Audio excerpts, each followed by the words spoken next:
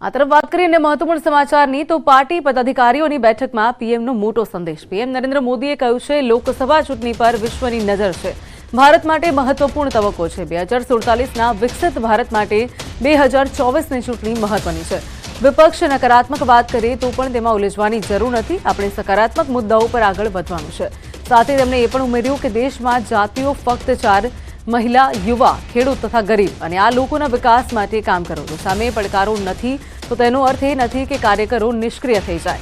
ભાજપની બેઠકમાં પીએમએ વધુમાં ઉમેર્યું છે કે વિકસિત ભારત સંકલ્પ યાત્રા પર ખૂબ જોર આપવામાં આવે, જેનાથી તમામ યોજનાઓની પરિપૂર્ણતા પર લાવી શકાય અને જેઓ લાભાર્થીઓ છે તેમને લાભ પણ મળે।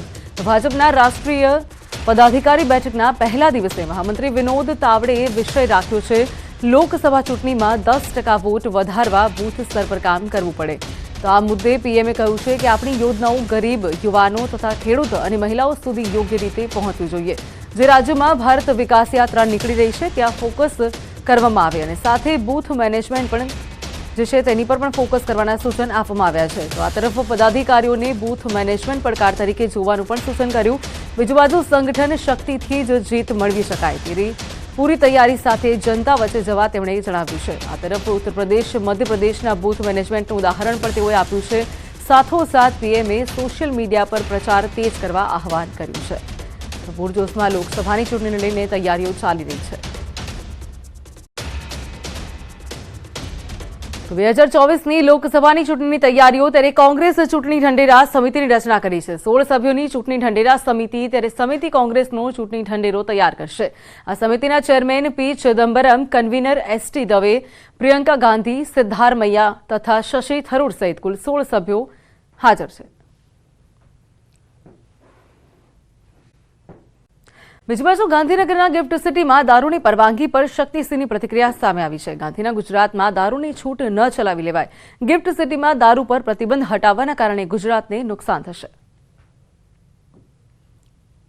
आज भाजपा की गुजरात की सरकार ने इस गुजरात में गांधीनगर के गिफ्ट सिटी के अंदर दारू बंदी को हटाने का, प्रोहिबिशन हटाने का निर्णय किया है और वहां अब शराब बिकेगी, लोग शराब पिएंगे और इस तरह से करने से मेरे गुजरात को, हमारे गुजरात को एक बहुत बड़ा नुकसान करने जा रहा है।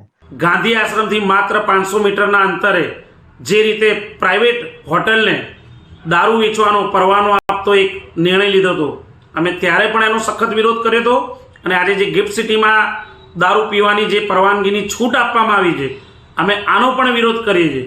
આ ગાંધી સરદારનું ગુજરાત છે, નહીં કે કોઈ ગોડસેનું ગુજરાત।